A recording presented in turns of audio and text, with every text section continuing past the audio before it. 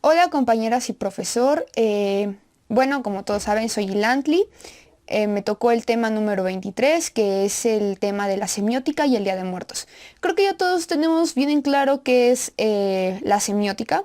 Entonces, pues vamos a adentrarnos en el Día de Muertos. El Día de Muertos es una celebración que creo que cualquier mexicano o cualquier persona que haya visitado México en las fechas de finales de octubre o principios de noviembre ha podido disfrutar, ha podido observar e incluso si nos hemos detenido a analizarlo, ¿no? Sobre todo las personas que no pertenecen a la cultura católica, que habitan en nuestro país, pues yo creo que son más como meros observadores y no lo festejan.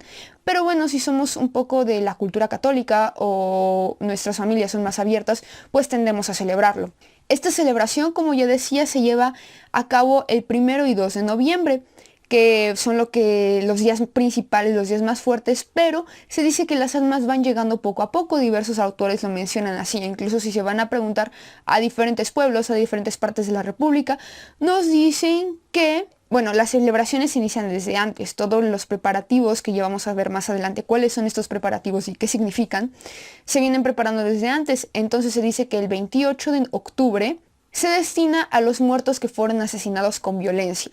El 30 y 31 se dedica a los niños que fallecieron, pero no fueron bautizados y se encuentran en el limbo, si no mal recuerdo. El 1 de noviembre se le conoce como el Día de Todos los Santos, que se dice que es la celebración para todos aquellos que tuvieron una vida ejemplar. Y el 2 de noviembre pues se dice que ya están todas las almas aquí reunidas y pues se festeja, ¿no? Ya estamos aquí, ahí están todas las almas aquí en el mundo terrenal y vienen a festejar con nosotros la muerte. Ok, esto es bastante interesante, porque muy pocas culturas festejan la muerte como nosotros las hacemos. En sí la cultura católica pura, por así decirlo, la de antes que se mezclara nuestros conocimientos, nuestra cultura con la religión católica, pues veían la muerte como el fin de la vida. En cambio, nosotros tenemos la cosmovisión, los antiguos prehispánicos tenemos la cosmovisión que la muerte no era el fin, sino era otra parte, era otro ciclo. Se tenía una percepción dualista. Hay vida y muerte, y blanco y negro. Teníamos una percepción dualista y esto hacía que la muerte no fuera como el fin de, oh no, ya murió, sino se veía como la continuidad de la misma vida, otra fase de la existencia, por así decirlo. La muerte era uno de los elementos básicos en las culturas prehispánicas. Se dice que cuando una persona moría eran enterrados en tapetes y sus familias organizaban fiestas con el fin de guiarlos al recorrido del Mictlán. El Mictlán es la traducción de el lugar de los muertos, que más adelante la cultura católica la interpreta como el infierno, no es la traducción que se le da al Mictlán.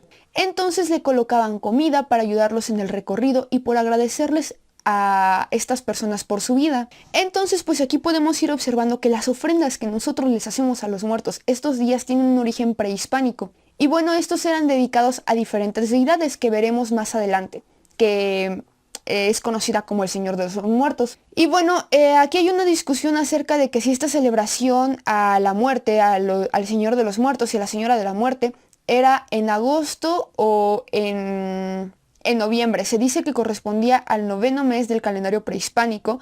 Pero bueno, aquí hay un ajuste, hay una sincretización de ambas culturas y actualmente llega a nosotros que pues se celebra en noviembre.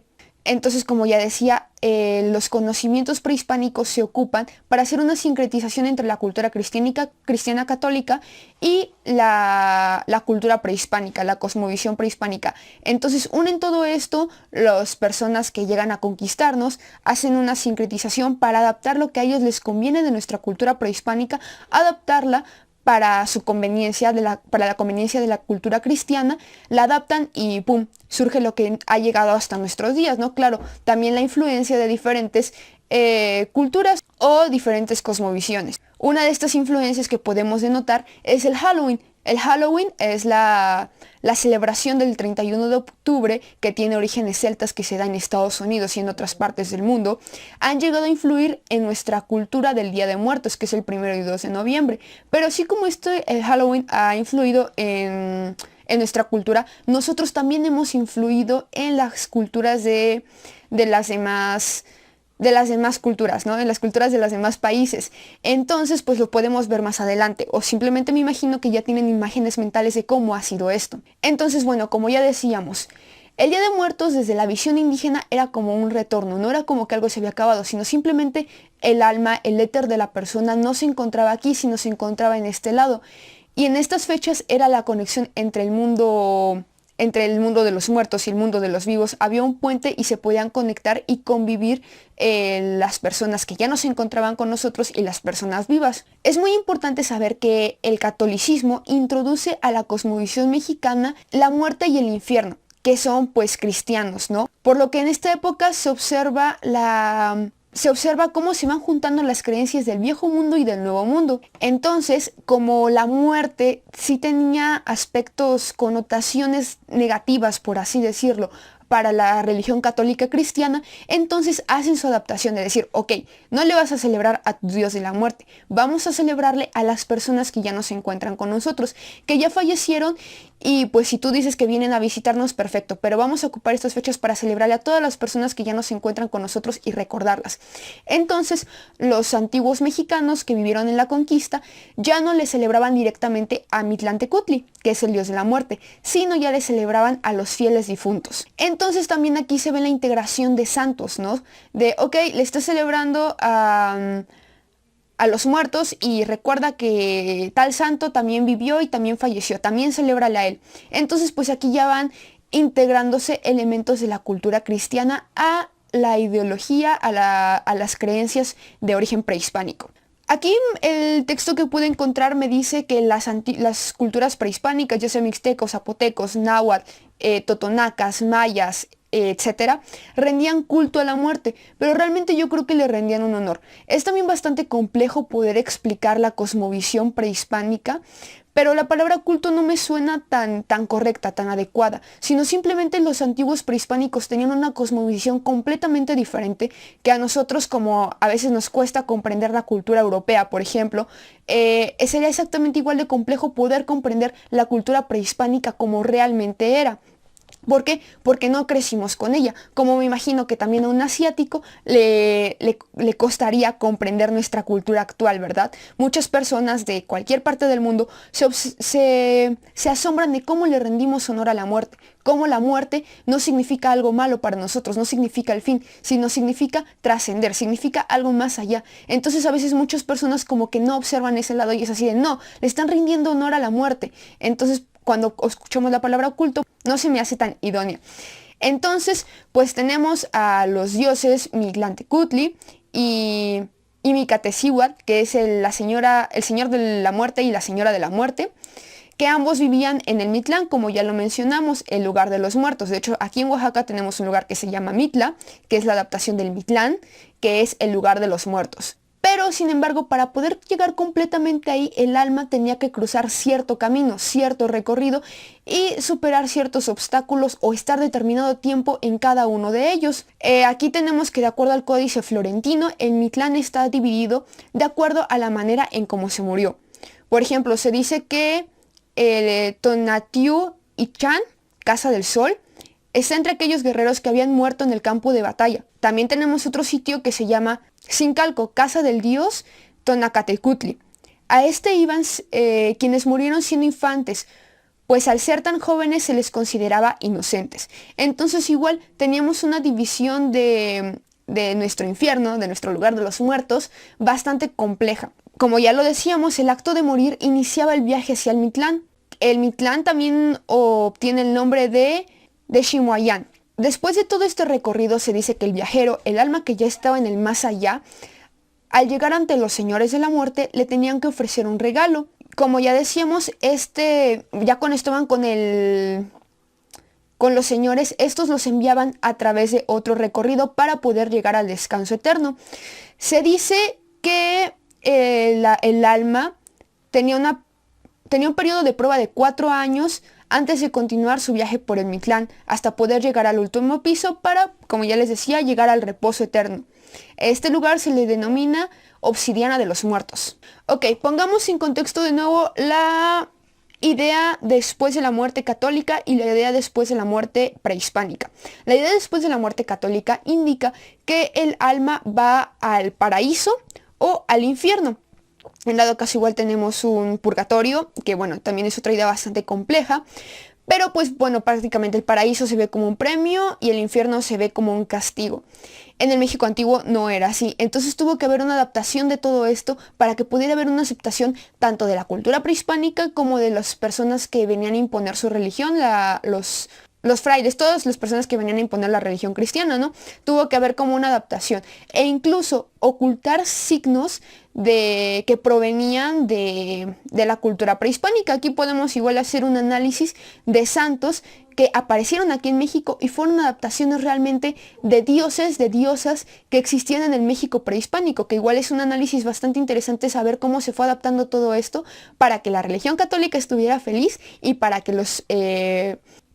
nuestros antepasados también pudieran aceptar la religión católica, ¿no? Aquí de, bueno, vale, yo te cedo esto y tú me cedes esto y como que hacemos que no ves nada, pero ya estés creyendo en mi Dios. Ok, ya sabemos que cuando una persona fallecía, pues una de las opciones para enterrar su cuerpo era a través de envolverlo en petates. Entonces tenemos que la persona se enterraba con los objetos que le habían sido útiles, los objetos que habían sido útiles para el muerto, y los que podían necesitar en el tránsito del infierno. Incluso, bueno, muchas personas que habían poseído xoloescuintles se dice que se enterraban con sus perros, que les eran fieles y les ayudaban a trascender el Mictlán. Tenemos también que pues estos ritos sufren un proceso de aculturación debido pues a las creencias que traían los europeos. Entonces la fiesta del dios del inframundo se une a las celebraciones de los difuntos. Y bueno, se inventa todo esto, se hace una sincretización y pues llega a lo que tenemos ahora. Entonces de esta manera cada año las personas empezaron a ofrendar y crear altares que eran decorados con flores de cempasúchil, papel picado, empiezan a salir las calabacitas de dulce, el pan, etcétera, ¿no? La cual se lo dedicaban a sus familiares que ya no se encontraban en este mundo. Entonces también había decoraciones en las tumbas, que pues era el lugar de descanso del cuerpo de las personas.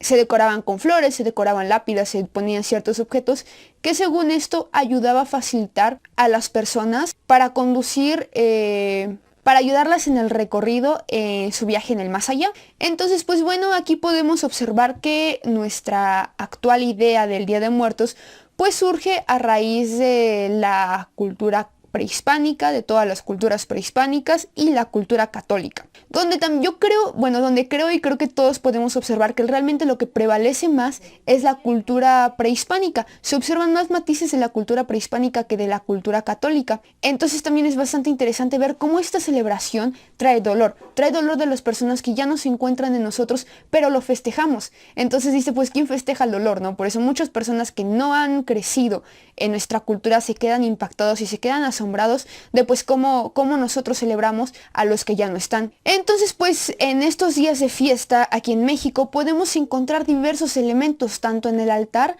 como en nuestro entorno, en las comparsas, podemos encontrar diferentes elementos. Bueno, el altar es esta parte tangible a donde nuestros fieles difuntos pueden venir, muchos dicen que a comer, que a beber, que a estar en este plano terrenal. Y bueno, muchas personas lo pueden colocar en una mesa, en una repisa. Muchas personas pues solo es un nivel, ¿no? Pero se cree que los altares suelen ser por niveles, pues tiene un significado cada nivel. Para ser precisos son 7 niveles y cada nivel está forrado con tela negra y blanca que tiene significados distintos. Me imagino que igual ahí hace una referente a la dualidad. Dice que en el primer plano se coloca la imagen del santo, al cual se le es devoto, la persona fallecida. En el segundo se destina a las ánimas del purgatorio, que es donde el difunto tiene que pedir permiso para poder salir. En el tercer escalón se coloca sal, que simboliza la purificación del espíritu para los niños del purgatorio. En el cuarto, el personaje principal es otro elemento. En el cuarto podemos ver otro de los que son muy principales en esta celebración, que es el pan de muerto, el pan de yema, que se ofrece como alimento para las personas que están transitando, ¿no? Para las almas que están transitando. En el quinto se colocan los alimentos, las frutas que prefería el difunto. En el sexto escalón se pueden también poner fotografías de las personas ya fallecidas, a las cuales estamos recordando por medio del altar. Y en el último escalón se coloca la cruz, formada por semillas y con tejocotes y lima. Bueno, aquí podemos ver una un tipo de altar que se puede poner, pero como les digo, va variando de acuerdo. Incluso cada región de Oaxaca tiene un tipo de altar, tiene una forma diferente de hacer su altar. Como también cada parte de la República tendrá una forma diferente de hacer su altar. Depende de cómo evolucionaron estos conceptos a través de la historia en cada sitio. Bueno, tenemos que ciertos elementos que pues tienen una significancia. Bueno, entonces tenemos la imagen del difunto, después tenemos la cruz, que es utilizada en todos los altares, ¿no? ¿Por qué la cruz? Porque pues tiene matices de la evangelización, de la cultura católica. Pero bueno, también es muy importante mencionar que la cruz era utilizada en el México antiguo, entonces por eso hubo una fácil aceptación de la cultura cristiana al ver la cruz, porque igual tenía una interpretación aquí en el México antiguo que indicaba los 4 rumbos, que los 4 rumbos me refiero a norte, sur, este, oeste, que también eran muy importantes en el México antiguo. Pero bueno, la cruz desde el punto de vista católico, pues representa la crucifixión de Cristo. De ahí tenemos el copal o incienso, que es un elemento prehispánico de limpieza y pureza, que limpia las energías del lugar y también ayuda a purificar el ambiente. El arco, hay un arco que se suele poner de caña. Este representa la cúspide del altar y significa la entrada del mundo de los muertos. Se adorna con flor de cempasúchil normalmente. Papel picado, el cual es considerado una representación de la alegría en la festividad de los muertos. Velas que alumbran el camino hacia este plano y también les alumbran el camino de regreso al Mitlán. El cirio, que significa la individualidad de cada persona. Y bueno, también con esto tenemos una representación de duelo y de pureza que suele haber por las personas fallecidas. El agua, que es un elemento muy importante, como las veladoras representan el fuego, el agua, las bebidas que se colocan son muy importantes porque se dice que le da energías al difunto, se dice que el difunto llega a beber de esto y le da energías. Y también tenemos la representación de otro elemento que pues son los líquidos, es el agua. También refleja la pureza del alma. Después tenemos las flores, la flor de cempasúchil. Se dice que por el aroma que despide también ayuda a crear los caminos de las personas que están viajando de mundo a mundo, del mundo de los vivos, del mundo de los muertos. Por el aroma que expide les ayuda a seguir el camino de manera correcta. De ahí tenemos las calaveritas de azúcar que hacen alusión a la muerte y recuerda que está siempre presente, que tarde o temprano vamos a morir. La comida, que es un alimento para satisfacer el hambre que tienen nuestros fieles difuntos después de regresar del largo viaje que están emprendiendo y poder recuperar fuerzas para continuar. Normalmente tanto la bebida como la comida suelen ser productos que la persona en vida disfrutaba, que la persona a la que le estamos rindiendo honor en el altar le gustaba demasiado o disfrutaba. Se dice que el pan que tanto adoramos es una representación de la Eucaristía y fue agregado por los evangelizadores españoles y tiene mucho sentido porque aquí en el México antiguo no había trigo y bueno, se adorna con una cruz, ¿no? Que también tiene un matiz de la evangelización, un matiz católico. De ahí tenemos también las bebidas alcohólicas que también eran muy bebidas aquí en el México antiguo, tanto como el pulque como el mezcal, que bueno, actualmente incluso ya llegan a poner tequila, cerveza o etcétera, igual lo que al difunto le gustaba. Después también tenemos los objetos personales. En niños usualmente suelen poner juguetes, que esto ayuda a las personas, a las almas, a los espíritus, a recordar los momentos que tuvieron en su vida, momentos felices que tuvieron en su vida. Bueno, aquí terminamos con los elementos del altar. Obviamente hay muchos más y quizás no estoy contemplando algunos que por tradición en sus familias los ponen o en otros lugares de la República los ponen,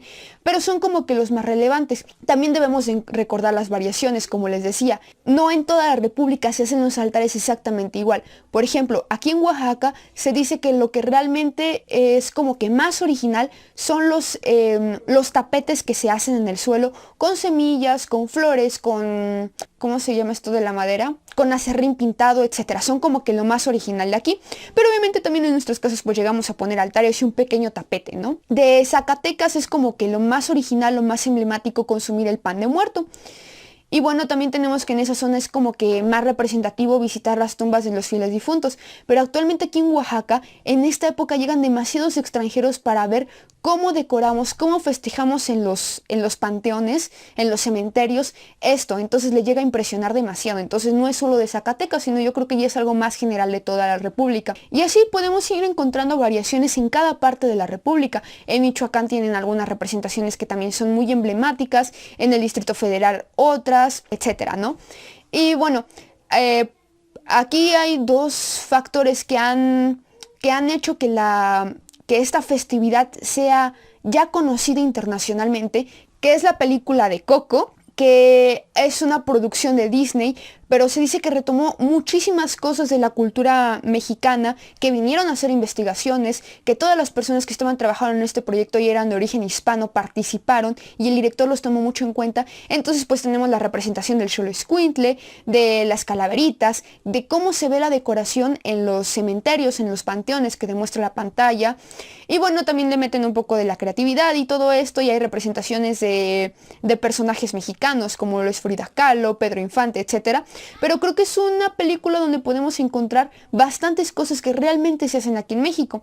Y bueno, también hay otro que es la última película que salió de 007, no soy muy fan de estas películas, pero bueno, lo leí por ahí que en la última película que salió inicia con escenas aquí en México, donde está sucediendo el Día de Muertos, y hay un festival donde él tiene como su encuentro con los malos. La verdad no he visto la película, pero este festival no se hacía en México, y a raíz de esta película se empezó a hacer. Entonces, como los extranjeros vieron este festival, dijeron, no, tenemos que ir a México, para la Ciudad de México, para ver este festival. Entonces pues México se agarra de eso y dice, vale, vamos a darles lo que quieren y vamos a presentarles un poco de nuestra cultura. Continuando con elementos que tienen un significado dentro del Día de Muertos aquí en México, tenemos la calaverita literaria, que son escritos en versos epigráficos. Estos comenzaron durante el siglo XX y se volvieron más populares en el siglo XXI.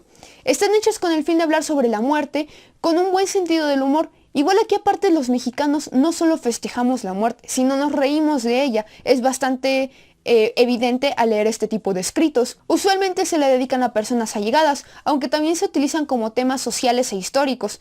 Por ejemplo, tenemos que José Guadalupe Posada escribió una calaverita sobre Madero, que les dejaré en pantalla ahora.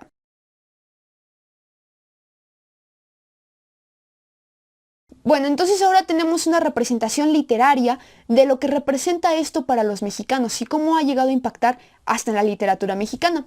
Por otro lado, hay un signo que me gustó dejar hasta el final, que es la pintura en la cara de la Catrina. Se me hizo bastante interesante porque la Catrina surge por el ilustrador igual, José Guadalupe Posada, y la Catrina se ha vuelto lo más asociado al Día de Muertos aquí en México. Yo creo que en cualquier parte del mundo, si se pintan de Catrina, va a ser así como de, oh, eso es de México. ¿Por qué? ¿De dónde surge esto? Originalmente el nombre era la calavera garbancera. Les dejo aquí la que hizo Guadalupe Posada. Y bueno, dice que esta palabra proviene de los vendedores de garbanzo, que dice que siendo pobres, aparentaban ser ricos y querían ocultar sus raíces indígenas. Aquí tenemos un rechazo hacia nuestro origen. Entonces Guadalupe Posada lo plasma en esto, que aunque el mono se vista de seda, mono se queda. Exactamente pasaba con esto, porque era un grupo de comerciantes que pretendía tener un estilo de los europeos. Era un grupo de comerciantes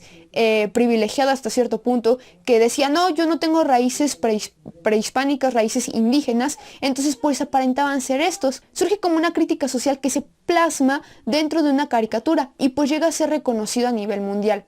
Es creado por Posada, pero Diego Rivera retoma esto, que es cuando tiene más un impacto, cuando Diego Rivera lo retoma, y pues es cuando es más conocido. Les dejo aquí la obra de Diego Rivera. Y bueno, entonces aquí nos podemos dar cuenta que esto de pintarnos la cara tiene un origen político y social, una manifestación política y social artística que actualmente ya representa el hecho de que es de los mexicanos, ¿no? Entonces esto se torna bastante interesante, cómo evolucionó, cómo llegó hasta esto.